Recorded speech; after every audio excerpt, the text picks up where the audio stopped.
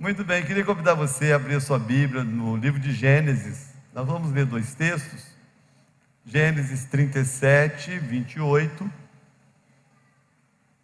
e depois eu queria ler também, ainda em Gênesis 41, capítulo 41, do verso 41 ao 44. Então, primeiro, Gênesis 37, 28, aí quando eu terminar, você vai passar algumas páginas, e nós vamos ler o capítulo 41, do verso 41 ao verso 44. Vamos lá, Gênesis 37, 28. Diz assim: Passando, pois, os mercadores midianitas, tiraram e alçaram a José da cova, e venderam José por 20 moedas de prata aos ismaelitas, os quais levaram José ao Egito. O outro texto, capítulo 41, do verso 41 ao 44. Disse mais Faraó a José: Vês aqui, te tenho posto sobre toda a terra do Egito. E tirou o Faraó o anel da sua mão, e o pôs na mão de José, e o fez vestir de roupas de linho fino, e pôs um colar de ouro no seu pescoço, e o fez subir no segundo carro que tinha, e clamavam diante dele: Ajoelhai. Assim o pôs sobre toda a terra do Egito. E disse Faraó a José: Eu sou o Faraó, porém sem ti ninguém levantará a sua mão ou o seu pé em toda a terra do Egito. Pai, eu quero te agradecer, obrigado por essa noite, por esse dia, que foi um dia tão especial, tantas oportunidades, de tanto crescimento. Meu Deus, como é bom estar na tua casa mais uma vez, no altar mais uma vez, e mais uma vez diante da tua palavra, diante da oportunidade de ouvir a tua voz. E diante disso nós abrimos o coração para te pedir que o Senhor venha falar conosco, nos ministrar, nos responder, nos consolar, nos exortar, nos edificar, mas ajustar a nossa vida segundo os teus princípios e segundo os teus propósitos. Fala conosco, essa é a oração que eu faço em nome de Jesus. Amém. Posso ouvir um amém? Amém, amém. Amém. Graças a Deus, eu falei com os jovens que vocês falam um amém melhor do que o deles. Amém ou não amém? Amém. Então, mais ou menos. Queridos, presta atenção. Por mais que para algumas pessoas seja apenas um jargão, seja apenas uma frase de efeito, essa frase ela é verdadeira, né? Só vive o propósito quem suporta o processo. É uma verdade que, enquanto está sendo vivida,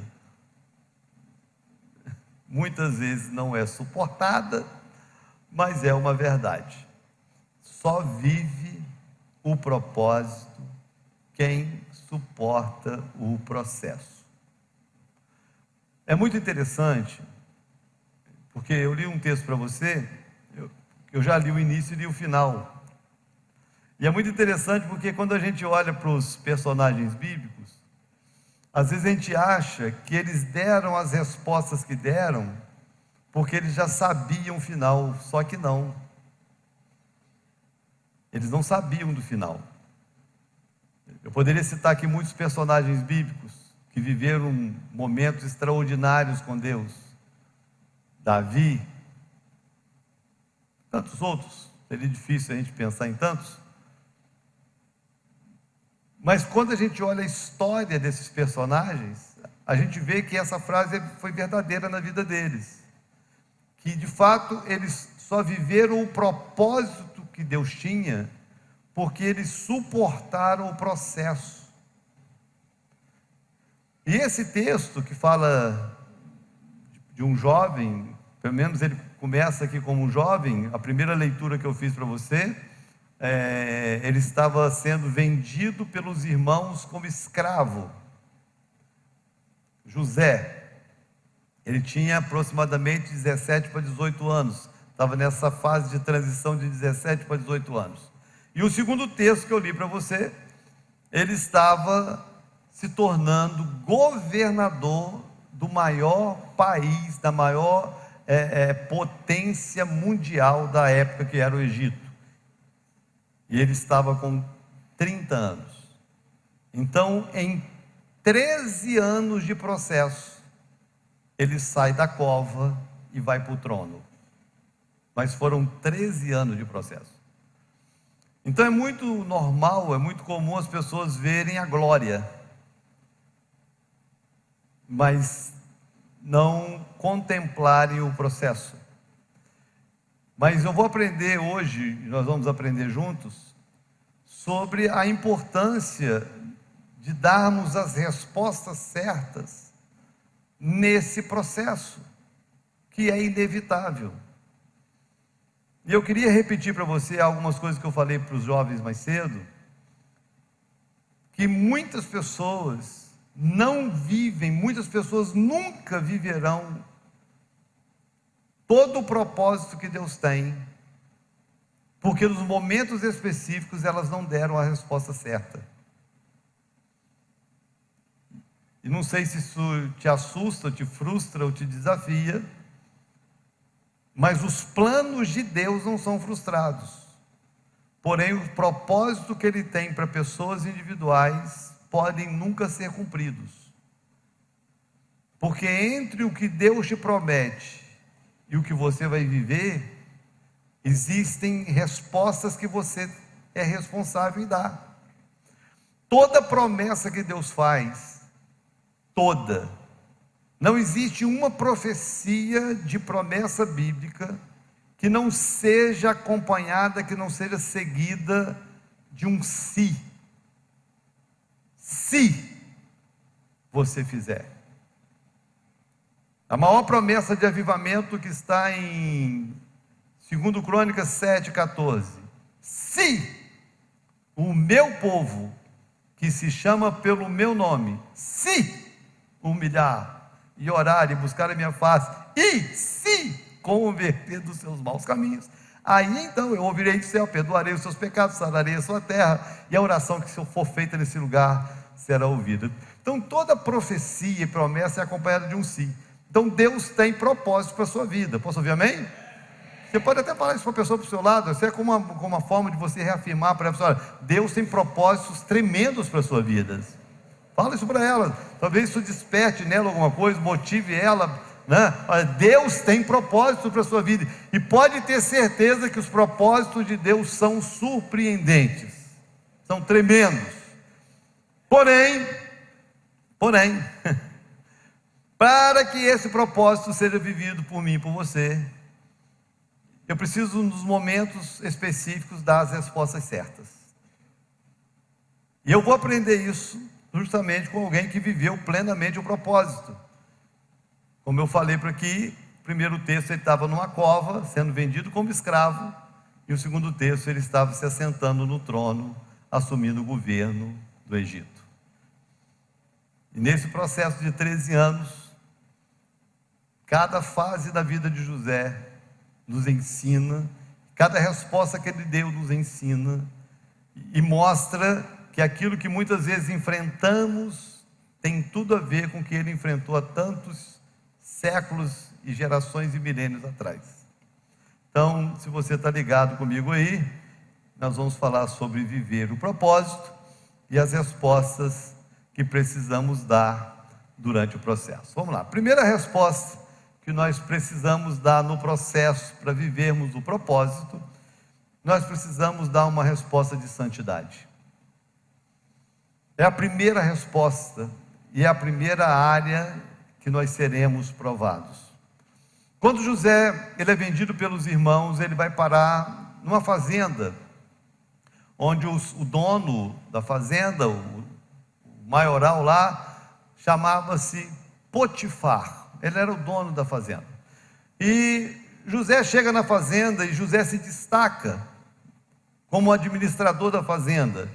Lógico, José ele foi criado numa família com 12 irmãos, e o pai era criador de gado. Jacó, ele era especialista em cuidar de ovelhas, em cuidar de gado, em administrar essas coisas, e José então aprendeu com o pai, é lógico. Então José chega na casa de Potifar e se mostra um hábil administrador, e logo ele conquista a posição de administrador da fazenda, né? O Potifar, o proprietário, percebe que não, esse moço é diferente, esse moço entende das coisas. Então ele colocava a mão lá, o gado começou a multiplicar, as ovelhas começaram a aumentar. Não, esse moço entende. Então Potifar coloca José como o gerente da fazenda, e a fazenda começa a crescer, a fazenda começa a prosperar. E você imagina um rapaz, um moço agora já com seus 18, 19 anos de idade, bonitão, né? Bonitão, administrador da fazenda, admirado pelos demais funcionários, admirados por todos, chamava atenção, né? Porque quando você alcança posições, você começa a chamar atenção, e nesse chamar a atenção, chamou a atenção da mulher do patrão.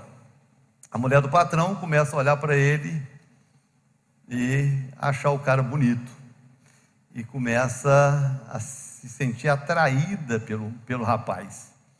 Aí você imagina bem, esse rapaz, 19 anos, tudo em cima, bonitão, no auge da vida, os hormônios ebulindo, saindo testosterona pelo ouvido, lá batendo seus 1000 de testosterona. Uma vantagem muito grande, longe de casa, ninguém conhecia José, né? Os irmãos haviam vendido ele, ele já era tido como morto pelo pai, então qualquer coisa que ele fizesse, não tinha que prestar conta a ninguém. Está lá José e a mulher do patrão dando em cima dele. Poxa, um circo armado, tudo para o cara se dar bem, né? Ela tinha tudo para se dar bem. A única coisa que ele ainda não tinha conquistado, agora estava querendo conquistar ele, a mulher do patrão. Possivelmente uma mulher bonita, né? Enfim, e ali é o circo armado. Um dia ele vai até a sede da fazenda, a mulher já tinha dado em cima dele algumas vezes, e ele deu um de durão. O meu patrão me deu direito a tudo, eu só não tenho direito a tocar na esposa dele, e ele fugindo dela e tal, né? Um bom moço, cara, tudo certinho. Aí, mas um dia ele vai até a sede da fazenda. Quando ele chega lá, ela armou uma situação para que não tivesse ninguém em casa, não tinha um empregado, não tinha uma empregada em casa, só tinha ela. Olha que situação, né? Tudo armado, ninguém ia saber, o patrão não ia saber, os pais estavam longe de casa, os irmãos, enfim, era tudo certo, era só ele pegar e resolver a vida. Só que não. José, ainda que ele não soubesse aonde Deus iria levá-lo, ele sabia que não podia errar o caminho. E ele sabia que tinha coisas inegociáveis, e uma das coisas inegociáveis é uma vida de santidade. Quando a mulher agarra José e segura nas roupas dele, ele larga as roupas para trás e foge da mulher. Possivelmente, não sei nos dias de hoje, mas na minha geração, um homem que fugia de mulher, ele seria chamado de muita coisa, né? De frouxo, de um monte de coisa. Nessa geração talvez não, porque essa geração talvez tem umas coisas assim que meio, né? Mas vamos entrar nesse assunto, vamos deixar para a minha geração. Mas na minha geração ele seria chamado de frouxo, de trouxa, de bobo, de um monte de coisa. Pô, o cara tinha tudo para pegar a mulher e foge da mulher. Só que a mulher não se satisfaz, a mulher começa a gritar: José me agarrou, José me agarrou. Monta um circo. Aí vem aquele monte de gente, e o patrão fica com raiva. Poxa, confiei em você e você deu em cima da mulher. E é lógico, o marido ia confiar mais na mulher do que no rapaz. E, enfim, José, ele é penalizado, ele vai ser expulso da fazenda, mas ele não abriu mão da santidade dele. Ele não negociou um princípio de honra, de fidelidade, e ele não cede ao pecado, que talvez sempre será a maior tentação para o ser humano, que é a área sexual. E quando eu olho para esse texto, e para essa experiência, e para a resposta que esse jovem dá, não tem como eu não fazer uma avaliação do porquê que tem muita gente estagnada na vida. Por que tem muita gente que a cada dia que passa está mais longe do propósito que Deus tem para ele? Porque todas as vezes que você cede a uma tentação, você atrasa o processo para você viver o propósito. Você dá um passo atrás. Eu não sei se José iria chegar onde chegou. Eu não sei se ele chegaria. Mas eu sei que se ele cai aqui, no mínimo ele iria atrasar em muito o que já demorou 13 anos. A nação de Israel esperou 40. Abraão esperou muitos anos. E é isso que eu tenho visto na vida de muita gente, pessoas que estão atrasando viver um propósito lindo, nobre, tremendo e poderoso, porque não conseguem dizer não ao pecado, não conseguem resistir, não conseguem fugir, não conseguem manter um padrão de santidade, onde o que importa não é se tem alguém olhando, o que importa é se Deus está olhando. Achar que pelo fato de ninguém saber o que você faz quando viaja, ou o que você faz na sua internet, o que você faz no seu celular, ou o que você faz atrás do computador, e de repente depois você apaga o histórico, e que ninguém vai descobrir, achar que isso não tem nada a ver, que Deus não está vendo. Enquanto eu não entender que isso é um processo, então imagine, Deus tem um propósito tremendo, nobre, poderoso, magnífico, extraordinário para a minha vida.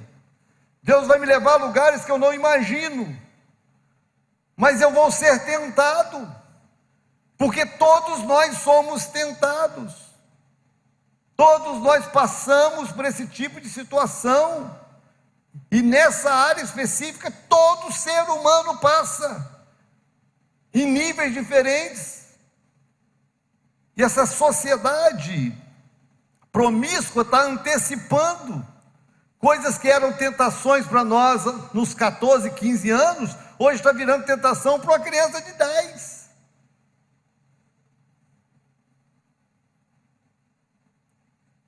Mas é importante todos nós sabermos que aquilo que é uma tentação para mim, não é algo exclusivo meu, isso é para todos nós. E a diferença não é o fato de sermos ou não tentados, já que está claro que todos somos tentados. A questão é quem cede e quem não cede, quem cai e quem fica de pé,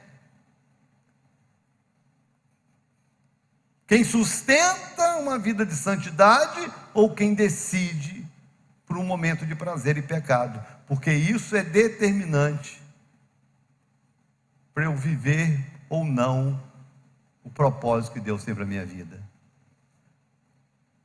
Então, essa é a primeira resposta básica e essencial para quem quer chegar onde Deus quer levar. Se no momento da tentação você é o que fala sim ou o que fala não. Se no momento da tentação você é aquele que cai ou se você é aquele que resiste. Eu não posso afirmar que você não vai viver o propósito, mas eu posso afirmar que você está atrasando com certeza a sua vida. Então a primeira resposta para quem quer viver o propósito durante o processo é uma resposta de santidade. Vale a pena renunciar ao pecado. Podem te chamar do que for, podem rir de você hoje, mas lá na frente vão dizer o quanto valeu a pena. Sempre vai valer a pena. A segunda resposta que eu aprendo com José nesse processo para viver o propósito como ele viveu, a segunda resposta é uma resposta de serviço. O que acontece? Quando José ele renuncia ao pecado e ele dá essa resposta de santidade, ele então falsamente acusado pela esposa, Potifar, o dono da fazenda, entrega José para o cárcere, ele vai preso. Agora você imagina a cabeça de um menino de 19, 20 anos: poxa, eu fui vendido pelos meus irmãos, fui vendido como escravo, eu saí de casa injustamente, eu fui expulso de casa pelos meus familiares, eu me preservei, eu vivi uma vida de santidade, agora eu fui parar num cárcere, eu estou preso injustamente, eu não fiz nada de errado, por que eu estou aqui? Perguntas que com certeza nós fazemos quando nós estamos enfrentando momentos ou circunstâncias contrárias ao que nós planejamos, e a gente fica se questionando: por que eu estou vivendo isso? Por que eu estou passando por isso? O que eu fiz de errado? Não necessariamente eu tenha feito algo de errado para viver algo ruim, entenda isso. Não necessariamente eu pequei para eu estar vivendo algo ruim, não existe essa causa e efeito. Entenda que existe um processo, e dentro desse processo, as fases ruins, elas são necessárias e inevitáveis. Não existe ninguém, você pode ouvir a história de qualquer pessoa que venceu na vida, não existe ninguém que tenha vencido na vida e que não tenha na sua história de vitória os seus momentos ruins. Você ouve a história de um Silvio Santos da vida, você ouve a história dos grandes empresários, de todos eles, vão contar o que quebraram, o que faliram, o que erraram, que foram traídos, que se deram mal em sociedades. Todos têm histórias, porque o processo é necessário. Então está José no cárcere, preso injustamente, não tinha consciência do que Deus iria fazer no futuro. A única coisa que ele tinha era o seu momento presente, preso, 19, 20 anos talvez, num cárcere. Ao invés de murmurar, ao invés de reclamar, ao invés de arrumar culpados, porque é o que a maioria das pessoas fazem, vai culpar Deus, vai se revoltar com a igreja, vai colocar a culpa no Satanás, na família, e seja lá em quem mais ele puder culpar. Ao invés disso, José dá uma resposta. Dentro do cárcere ele começa a servir as pessoas, e ele começa a servir aos demais presos, ele começa a servir ao líder, ao responsável pelo cárcere, ele começa a servir. Eu acho isso na vida de José algo extraordinário, né? Algo extraordinário, e que é uma resposta, assim, hoje eu estava falando para os nossos adolescentes, para os nossos jovens, dando uma palavra para eles sobre isso, porque às vezes, até culpa de alguns pais, né, e cria às vezes os seus filhos tão inúteis, e depois querem que os filhos sejam úteis, sendo que eles os criaram inúteis, e tentar mudar isso, mudar essa mentalidade dos nossos jovens e adolescentes. Hoje eu os motivei a chegar em casa e ajudar uma mãe a lavar uma louça, ajudar um pai a lavar uma calçada, lavar um carro, fazer alguma coisa de útil dentro de casa, porque eu não posso esperar alcançar algo, ou chegar numa posição, ou viver uma promessa que Deus tem para mim, se dentro desse processo eu não for útil, eu não servir de alguma forma. O quanto servir não só me faz bem, o quanto servir não só me faz crescer, mas servir faz parte de um processo, porque se eu não sirvo durante o processo, imagine que coração eu vou ter quando eu alcançar o que Deus tem. A importância de Deus me ver servindo, seja onde for. E eu penso que o maior desafio, talvez o primeiro passo nesse quesito, sejam as pessoas aprenderem a começar a servir dentro das suas próprias casas. Nós temos crises domésticas, de maridos que não ajudam. Está lá a esposa com filho novo, às vezes doente, às vezes está num momento difícil, trabalha fora para ajudar em casa, e o cara não lava o copo dele. O cara não tem coragem de tirar o prato da mesa e colocar na pia.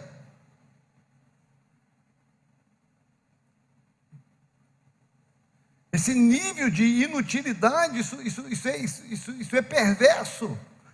culpa de mães que criaram filhos para viver na barra da saia o resto da vida. Mães que não prepararam filhos para serem maridos. Porque marido é ajudador, já que a esposa é ajudadora dele. E deveria ser uma coisa muito natural, principalmente na modernidade, onde nós queremos que as nossas esposas, muitos aí, né, que as esposas trabalhem fora e ajudem nas finanças. Muito, muito justo que se a sua esposa, principalmente se ela trabalha fora e ajuda nas finanças em casa, que você que trabalha fora para colocar finanças em casa, também ajude em casa. Deveria ser algo muito natural. Então é algo que eu acho que precisa começar em casa. Isso é algo natural, isso é algo comum, da gente se ajudar mais, da gente ser mais útil em casa. Mas não é só em casa, é no trabalho. Tem alguns funcionários, irmãos, eu já falei isso aqui algumas vezes, que eu tenho um empresário amigo que fala que os piores funcionários que ele já contratou são os evangélicos. Isso me dá uma tristeza muito grande, porque ele diz o seguinte: quando chegam, são os melhores do mundo, eles aceitam tudo, eles estão precisando muito, são muito agradecidos pela oportunidade. Quando você termina de assinar a carteira, eles se tornam os piores, porque o máximo que eles fazem é a obrigação, e mesmo assim, ou não fazem bem feito, ou fazem reclamando. Essa é uma realidade que eu já vi se repetindo muitas vezes. Tem exceções? Lógico que tem. Mas o que me entristece como pastor é saber que isso é uma exceção, o que deveria ser uma regra. Nós deveríamos ser os melhores funcionários. Nós temos motivo para sermos os melhores em tudo que fazemos. Entregar além da obrigação deveria ser uma meta de vida. Isso deveria ser uma meta de vida. A sua obrigação é chegar às 7. Por que não chegar às 10 para as 7? A sua obrigação é sair às 5. Por que não sair às 5 e 10, 5 e 15? A sua obrigação talvez seja lavar um banheiro, mas por que não arrumar a cozinha também? Por que não fazer mais? Por que não desenvolver uma cultura, um coração de servir? Servir o próximo. Aonde Deus me inseriu, eu ser servo, eu ser útil, eu ser bênção, eu agradar as pessoas, eu poder ser melhor para alguém que está do meu lado, eu de alguma forma aliviar o jugo do outro.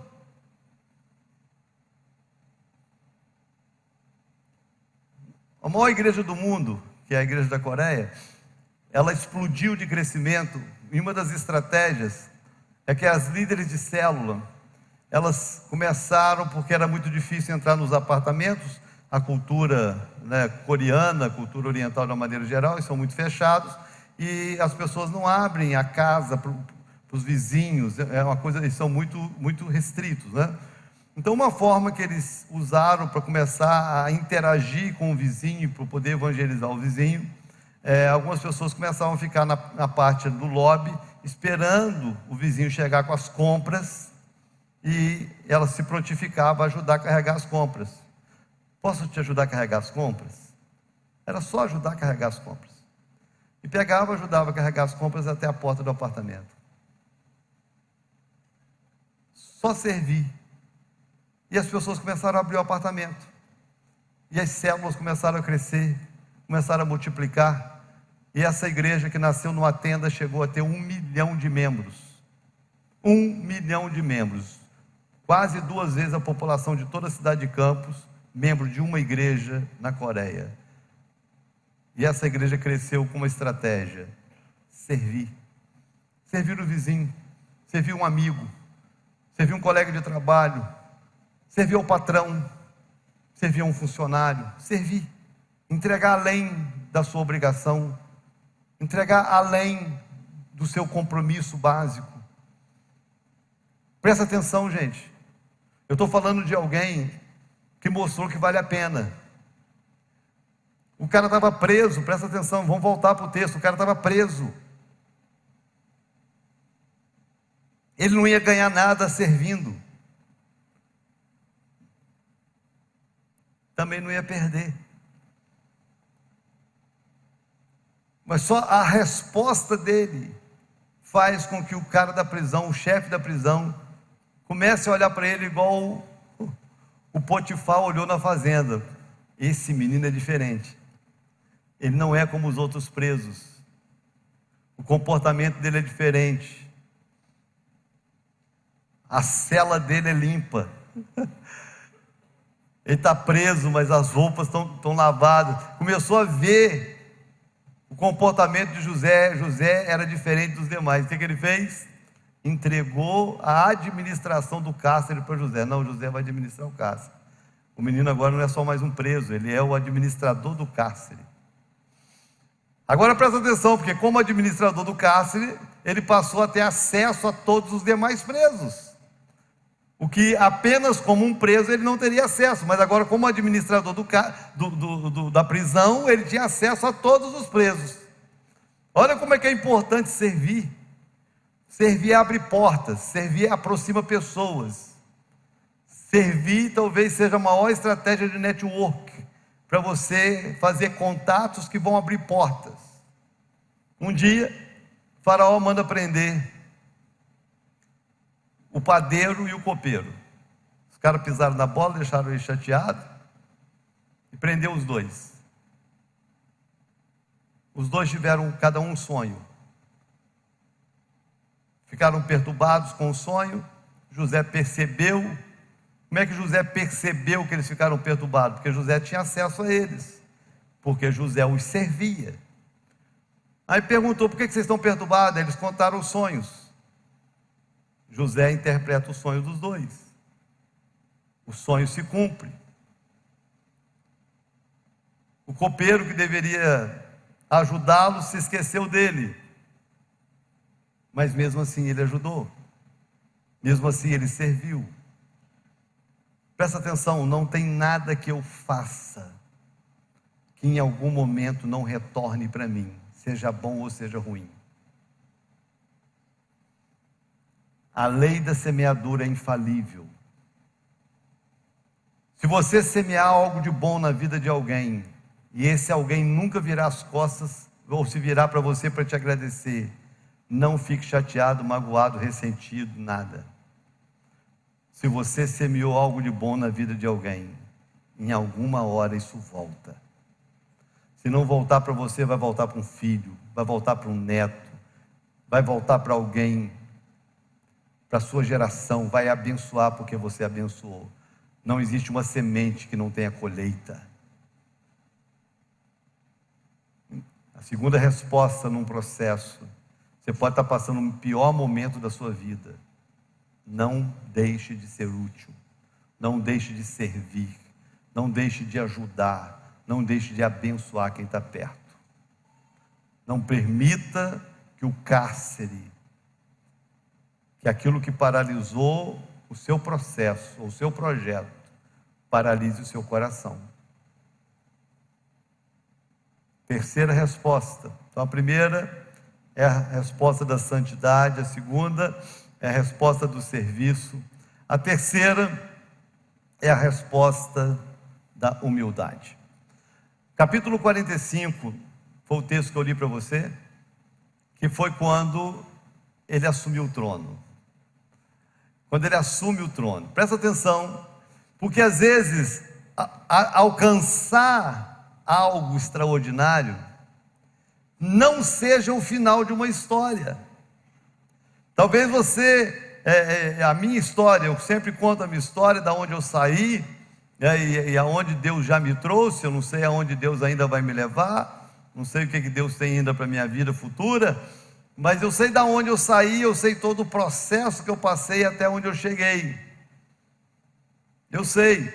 Agora, para chegar onde você já chegou, a resposta que você dá por ter chegado aonde chegou, determina se você vai avançar ou se você vai regredir. Porque presta atenção, vamos voltar para a história. Quem foi que vendeu José. Os irmãos. Os irmãos venderam José. Agora vamos imaginar você, a sua história de vida. Você está aí com 14, 15, 16, 18, 20, 30 anos. Seus irmãos traíram você, sua família traiu você. Você passou maior perrengue. Coisas que a gente ouve sempre, né? Vai dividir herança, deixaram você de fora, passaram a perna, largaram você sem nada.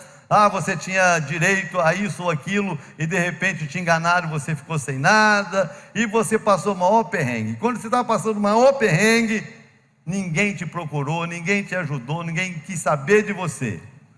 E você foi viver a sua vida, foi para a casa do Potifar, passou pelas tentações, venceu o que tivesse que vencer, você venceu, e você foi parar nos cárceres da sua história, enfrentou tudo que enfrentou, mas de repente Deus mudou o quadro, Deus te honrou, Deus abriu portas, e Deus colocou você agora numa posição onde quem vai te pedir ajuda foi justamente quem te expulsou. Agora, talvez seja a maior prova da vida, maior do que o cárcere, maior do que a tentação da mulher do Potifar, a tentação da vingança, a tentação de pagar com a mesma moeda. Esse é o momento mais difícil. José já está com 30 anos, 13 anos se passaram, lógico, não era mais aquele menino, e agora no Egito, com toda aquela roupa egípcia, com aquela maquiagem egípcia, houve uma fome no Egito, os irmãos têm que ir até o Egito para comprar alimento. Quem era o responsável em vender o alimento? José.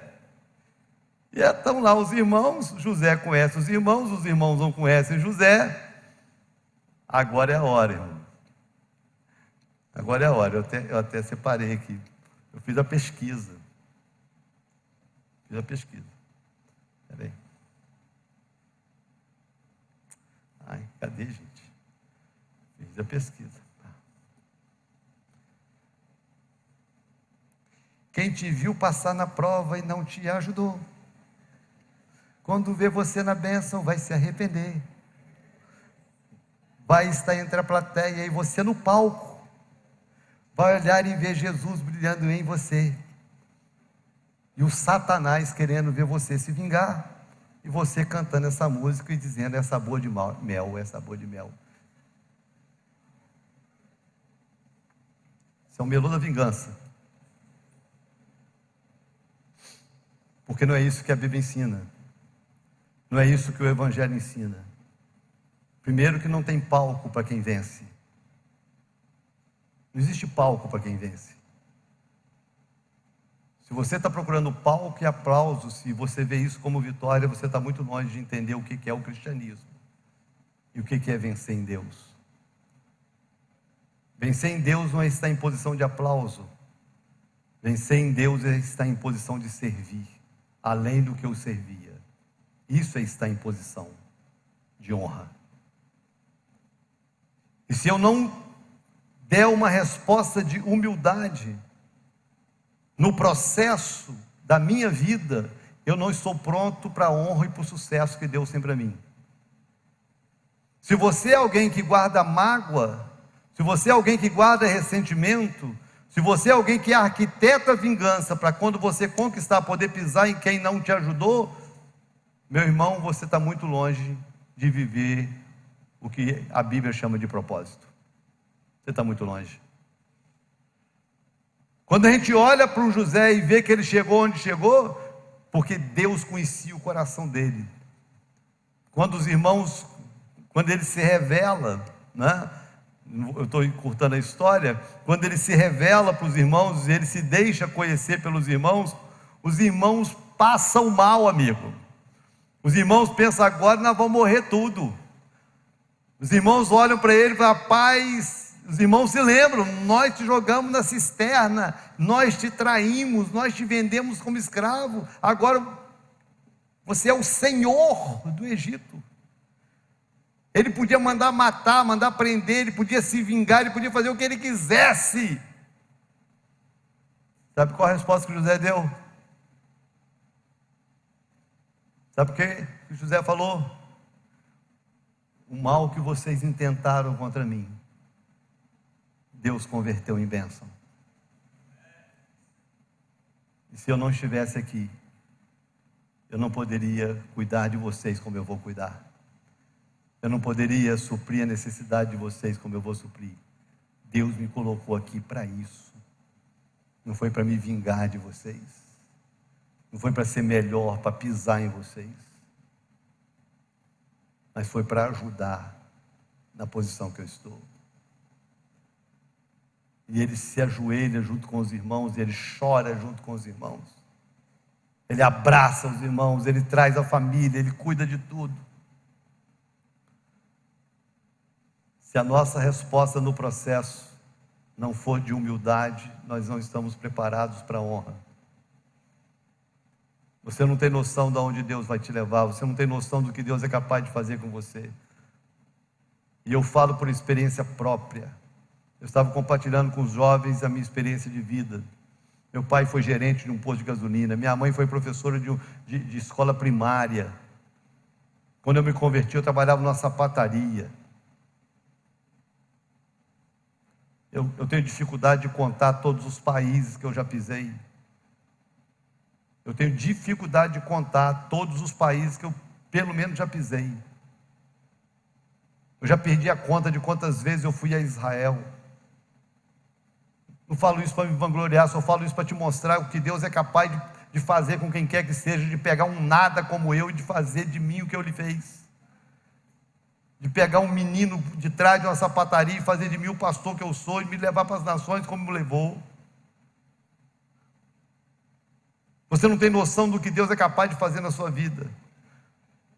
Mas se a honra, se a conquista for para ensoberbecer você, ou para você se achar superior, com o direito de pisar quem está embaixo, você nunca vai chegar lá. Se a nossa resposta nas conquistas, no processo, no propósito, não for uma resposta de humildade, irmãos, porque as minhas conquistas não me fazem melhor do que os demais, o meu dinheiro não me faz melhor do que o que não tem, o meu conhecimento não me faz melhor do que o que não sabe, e isso não nos faz melhores, não nos faz superiores, não nos dá o direito à vanglória, ao orgulho, à prepotência, a pisar nos outros. Avalie o seu coração, vê se tem algum ressentimento, vê se tem alguma mágoa escondida, vê se tem algum sentimento de vingança por alguém, vê se você nutre sentimentos perversos, avalie o seu coração, porque se você não tratar isso, você vai ser paralisado num processo e nunca vai viver plenamente o propósito. Tem gente que parece que transformou a vida numa competição. Tem gente que parece que ele transformou a vida numa competição. E para ele conquistar o que ele quer, ele parece que tem que vencer pessoas e não ele mesmo. A vida não é isso, irmãos. A vida não é superar pessoas, a vida é você se auto-superar. Quando você se supera, você se torna uma pessoa melhor. É só isso. Não é vencer os outros, é vencer a si mesmo. Se eu não der uma resposta de humildade, eu não conquisto um propósito maior. Guarda isso na sua vida. E a última resposta que ele dá, para mim essa também é tremenda, que nós precisamos aprender com José. A quarta resposta é uma resposta de sabedoria. Irmãos, quantas pessoas que nunca passam de nível por falta de sabedoria. Tem gente reclamando por falta de oportunidade. Você não venceu ou deixou de vencer por falta de oportunidade, mas por falta de aproveitar as oportunidades que vieram. Essa é uma realidade da vida. Eu sou o que eu sou pelas oportunidades que eu aproveitei, pelas oportunidades que eu perdi. Eu cheguei onde eu cheguei como resultado das decisões que eu tomei na minha vida. Essa é a minha história, essa é a sua história. Você chegou, você é quem você é, porque na sua trajetória você tomou decisões que te fez chegar até aqui. Talvez se você tivesse tomado outras decisões, você não teria chegado até aqui. Ou talvez se você tivesse tomado outras decisões, você estaria muito além daqui. Você está entendendo? Porque as minhas decisões determinam onde eu vou chegar. É simples assim. E essas decisões, elas precisam ser embasadas, a resposta precisa ser embasada numa sabedoria divina. Sabedoria e inteligência são duas coisas diferentes, presta atenção. Inteligência você adquire lendo livros, conhecimento, isso te dá inteligência. Sabedoria é algo divino, é um dom de Deus. Agora presta atenção. Faraó teve um sonho, olha que tremendo, gente. Faraó teve um sonho: 7 vacas gordas, 7 vacas magras, 7 espigas gordas, 7 espigas magras. Ninguém consegue interpretar o sonho.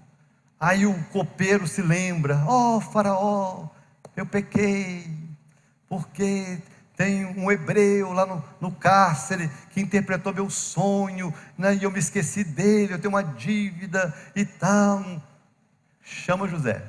Tem um negócio legal: José faz barba para se apresentar para o Faraó. Está no texto, né? Por quê, né? Se barbeou, não foi de qualquer jeito, né? Se barbeou, se preparou para se apresentar diante do rei.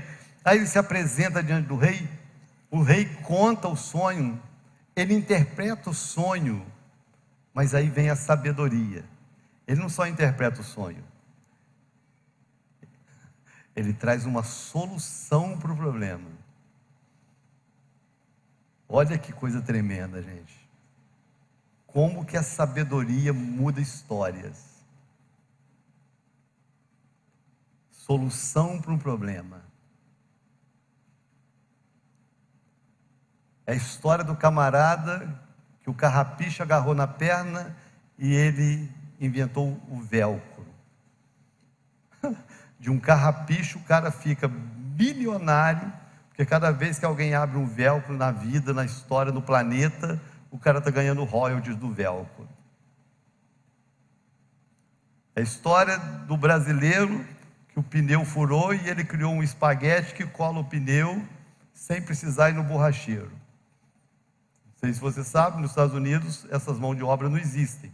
Não tem bombeiro no posto de gasolina, é você que abastece o seu carro, né? Não tem borracheiro. Então você compra o seu kit de viagem, se o pneu furou, você que cola, você que se salva, você que se vira. Foi um brasileiro que criou aquele espaguete que tampa o pneu. Um pneu furado fez o cara ficar milionário porque ele criou uma solução. Isso não é só criatividade, irmãos. Isso é uma sabedoria divina que Deus dá e a pessoa pega e aproveita. Eu tenho uma resposta para uma necessidade. Enquanto existem pessoas desesperadas por não saber o que fazer, sempre tem que ter um sábio que dá uma direção, e esse é o José. Então ele não chega simplesmente interpreta o sonho, que já seria algo extraordinário. Ninguém soube interpretar, ele soube interpretar. Mas ele chega para Faraó e fala assim: o senhor precisa ter um homem. Olha bem, ele não falou: o senhor precisa de mim. Ele não se promoveu. Ele não falou assim: eu sou o cara, vim aqui para resolver o seu problema. Não. Ele falou assim: o senhor precisa de um homem. O senhor precisa colocar um homem sábio que administre o país dessa forma assim, ó. Colha 20%, armazene nos próximos 7 anos e faça dessa forma, e administre dessa forma, e cuide das finanças dessa forma. Aí o Faraó, que terminou de ouvir, falou assim: aonde que eu vou encontrar no Egito um homem sábio igual ele, que ainda tem o Espírito de Deus? Uma resposta de sabedoria muda a história, não só de José, mas de uma nação inteira. Nós precisamos aprender, no momento do caos, não entrar em pânico como todos entram. Porque esse tem sido o erro de muitos. Quando todo mundo está em pânico, você entra em pânico. Como se pânico mudasse circunstância. Pânico não muda circunstância. Pânico cria possibilidades. Todas as grandes soluções surgiram das grandes necessidades. Uma resposta de sabedoria muda a vida. Agora, quando você para e pensa, quantas pessoas que estavam do seu lado e que passaram à sua frente, porque você teve a oportunidade de dar a resposta, não deu, e alguém deu na sua frente, e você perdeu a chance. Oxe. Não adianta chorar o leite derramado, vida que segue, bola para frente. Outras oportunidades virão, mas qual a resposta que eu vou dar diante delas? Uma reação, uma resposta sábia, muda a sua vida e te leva a lugares que só você vai chegar. Você entendeu? Todos nós estamos no processo. Deus tem propósitos maiores do que tudo que nós já experimentamos até aqui. Ninguém tem condições de calcular aonde Deus é capaz de nos levar. Ninguém. Ninguém tem a capacidade de calcular, de imaginar. A Bíblia diz que Ele é poderoso para fazer infinitamente mais, acima de tudo quanto pedimos ou pensamos, segundo o seu poder que opera em nós. Ninguém tem condições, tem a capacidade de imaginar aonde Deus pode levar você. Ninguém. Ninguém sabe os propósitos mais nobres que Deus tem para cada um de nós. Nós não sabemos, ninguém sabe. Mas nós só vamos viver esses propósitos se em cada circunstância nós dermos as respostas certas. Primeira resposta de santidade. Não negocie a santidade. Não negocie o propósito maior por minutos de prazer. Não atrase o que Deus tem para você. Segunda resposta, sirva. Sirva. Seja útil. Sirva em casa, sirva no trabalho, sirva na igreja, seja um servo. Seja útil, seja bênção. Seja uma pessoa agradável, seja uma pessoa que produz. Seja útil. Você nunca sabe a hora que a oportunidade surge, a não ser que você esteja servindo nessa hora. Terceiro, dê uma resposta de humildade. Não permita que as conquistas envaideçam seu coração. Uma conquista não faz você melhor que ninguém, só te fez conquistar. Celebre isso, se alegre com isso, mas não se torne soberbo com isso. E a quarta resposta, dê uma resposta de sabedoria. Em meio ao pânico, em meio à ignorância, em meio aos problemas, busque de Deus uma solução. Deus sempre tem. Uma resposta sábia te eleva a níveis que você nem imagina. Se você entendeu essa palavra, eu estou feliz. Vamos ficar de pé e nós vamos orar ao Senhor.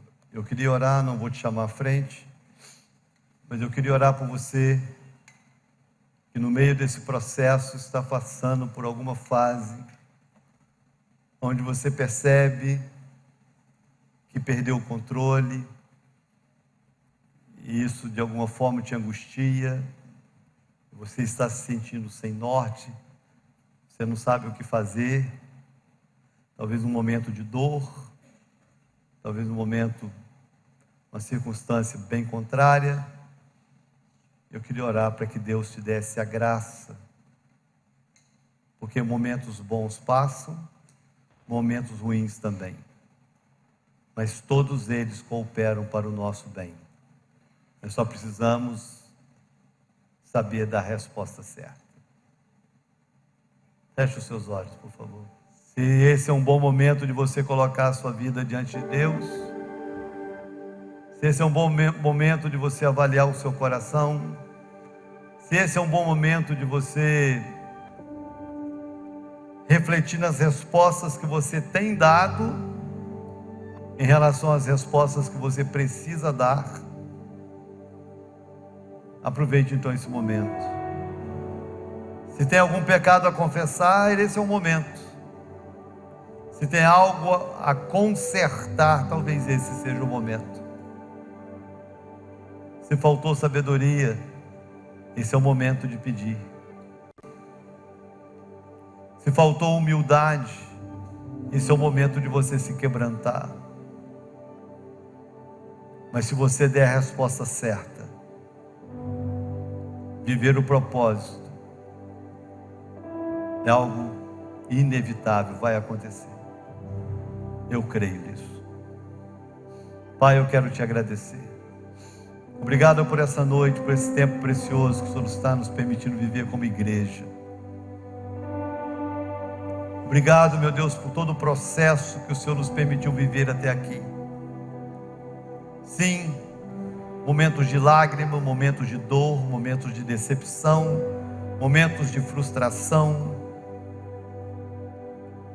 Mas tudo isso nos fez chegar onde chegamos e nos tornar quem nos tornamos. Meu Deus, é verdade que existem muitas áreas a serem curadas, e eu oro por aqueles que acumularam mágoas, que acumularam pesos de ódio, de rancor, de vingança, de pecados, pesos que estão impedindo essa pessoa de passar para um próximo nível. Que essa pessoa tenha a coragem de deixar esse peso aqui hoje, de deixar essa mágoa aqui hoje, de deixar o rancor, esse sentimento de vingança, deixar isso aqui hoje, de entender que isso não vale a pena, que isso é um peso que me impede de avançar. Nos ajuda a dar as respostas coerentes em cada momento, em cada circunstância. Nos ajuda a dar a resposta certa no momento certo. Dá-nos um coração de servo, dá-nos um coração humilde, dá-nos, Senhor, um coração fiel, santo, dá-nos um coração sábio, dá-nos um coração sábio, para que tenhamos respostas sábias, para que tenhamos a solução no momento do caos. Fazemos, meu Deus, desta oração uma aliança, um pacto. Fazemos dessa oração a nossa expressão mais sincera de objetivo de vida. Queremos viver isso. E eu oro para que o Senhor nos dê a graça de alcançarmos plenamente todo o propósito que o Senhor tem para nós. Nós não conseguimos imaginar, nós não conseguimos calcular, nem o queremos. Mas nós queremos alcançar cada propósito, cada nível, do todo que o Senhor tem para cada um de nós. Desata a vida dos meus irmãos, desata a vida dos meus adolescentes, dos meus jovens, desata a vida de tantos aqui que têm promessa de ministério, de vida, desata a vida deles, e nas áreas, meu Deus, que eles foram paralisados, desata-os. Nas respostas erradas que eles deram, desata-os, para que, dando a resposta certa, possam avançar. Desata a igreja, para que a igreja possa viver o propósito maior que o Senhor tem para ela como igreja. Eu oro por isso, meu Deus, por cada um de nós eu oro, em nome de Jesus.